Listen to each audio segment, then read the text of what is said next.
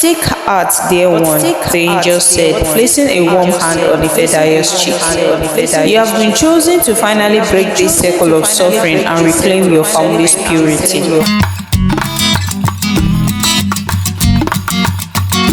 On the 18th day of the second month, a beautiful damsel was born into the family of Koledo.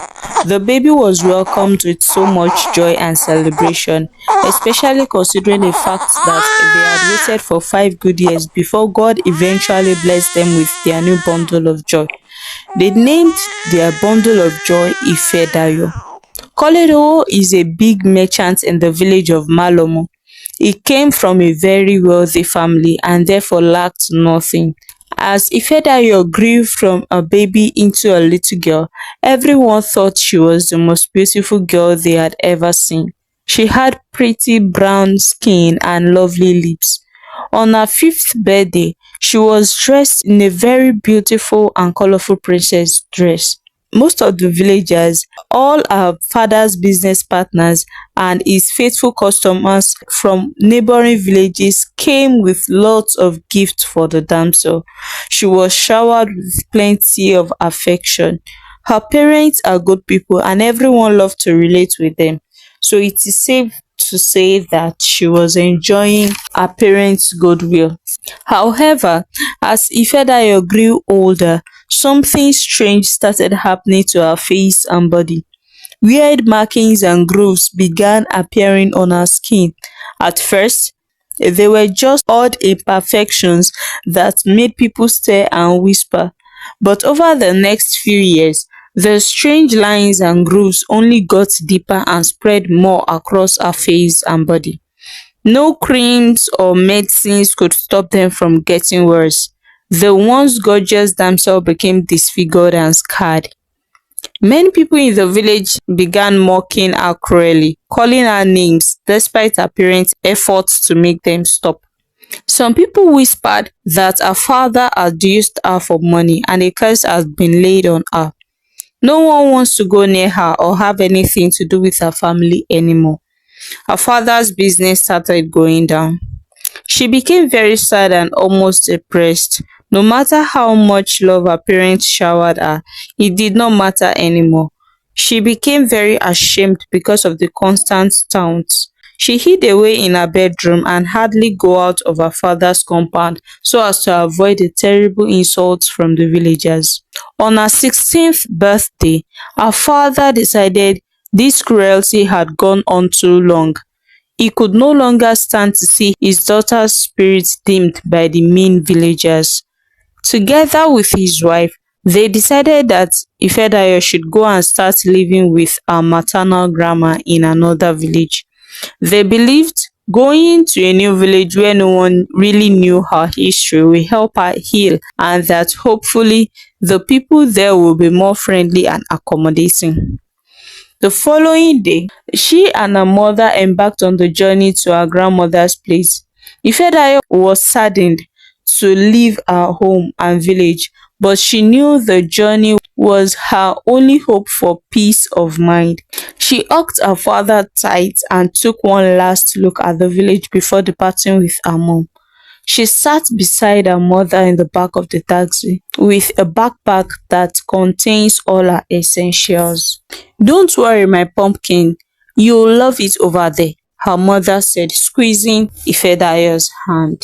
"Staying with Nanny in her village will be a wonderful beginning for you." Nanny was Ifedayo's maternal grandmother, a deeply wise woman who had found peace and purpose as a professional weaver in a rural community. Ifedayo's mom hoped her daughter could find some solace and acceptance there that his father's village could not provide. After an overnight train journey, they finally arrived at the lush, secluded village where Nanny lived. Ifedayo immediately felt a warm, welcoming energy she had never experienced back home. As they embraced, tears of joy streamed down the elderly woman's face. "Oh, my precious almond blossom," Nanny whispered, cupping Ifedayo's cheek tenderly. "In this place, we do not judge one's worth by outer appearances." True to her words, The villagers greeted Ifedayo with smiles and respect, not horrified stares or cruel taunts. She felt herself relaxing amidst the beauty and sense of community her new home provided. Over the following weeks, Ifedayo spent her days at Nani's side, learning the art of handloom weaving. As her grandmother was weaving a cloth one day, she said to Ifedayo, "Within this sacred cloth, each imperfection only enhances its unique beauty, just as every soul bears its own special inner light and mere physical forms cannot diminish." With her grandmother's gentle guidance, Ifedayo gradually shed the shame, anger and hurt that had weighed her down for so long. Her own creative talent began to blossom as her loom patterns grew increasingly intricate and vibrant.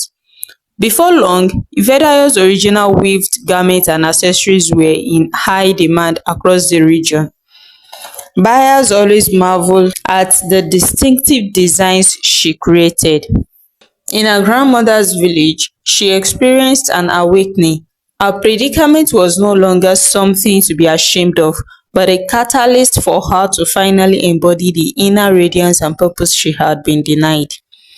For the first time in her life, Ifedayo was thriving, not just existing. The once mocked and persecuted girl had blossomed into a confident, honored artisan, and her inspiring journey of self-love and discovery had only just begun. For 2 years, Ifedayo stayed with her maternal grandmother, Nani, in the peaceful village. Though she was still marked by her strange condition, Ifedayo felt accepted and happy living among the kind people there. Every day, Nani would teach Ifedayo about the spiritual power of prayer. The elderly woman did not know the Bible very well, but she used the little she knew to give Ifedayo hope.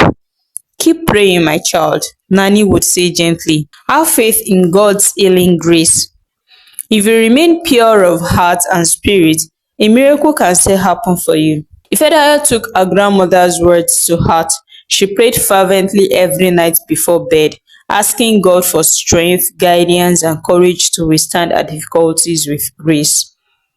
One night, after an especially fervent prayer session, Ifedayo had a vivid and wondrous dream.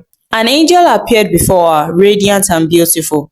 The angel beckoned her to accompany him on a walk. As they strolled together, the angel spoke in a melodic voice. "Your outward markings are a manifestation of a past wrong by your ancestors crying for vengeance." Ifedayo's heart raced as the angel continued. "In their greed for earthly riches and power, your paternal great-grandfather took the life of an innocent young girl.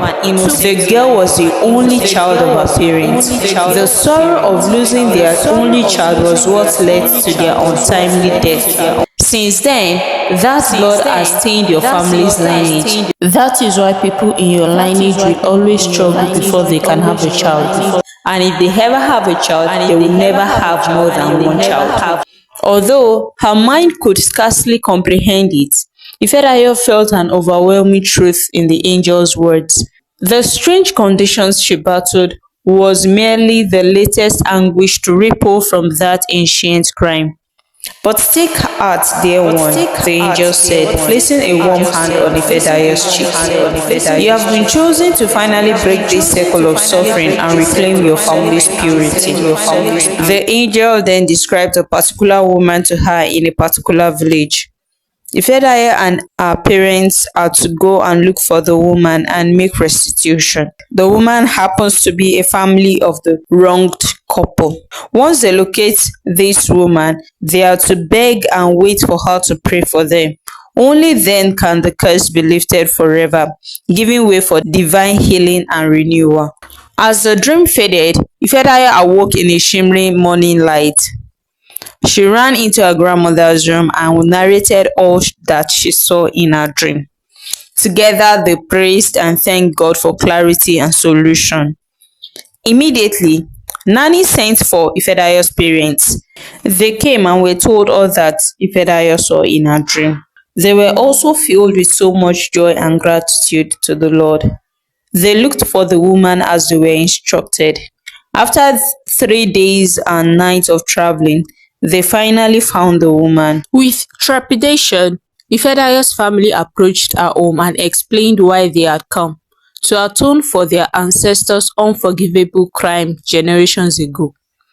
At first, the woman reacted with bitter anger and deep sadness, weeping over the tragic loss she had carried in her lineage. But after hours of crying and begging, she found strength to forgive the Ifedayo's family, and eventually she prayed for them so as to be able to release the innocent souls from their eternal anguish. As they prepared to part ways and return home, Ifedayo suddenly gasped in astonishment. An incredible sensation had emerged across her skin. To her disbelieving eyes, the grooved markings that had plagued her for so many years were gradually fading away, leaving her skin glowing and unblemished like a newborn's. "Mother! Father! Look!" Ifedayo cried in elated shock, throwing her arms around her parents as joyful tears streamed down their faces.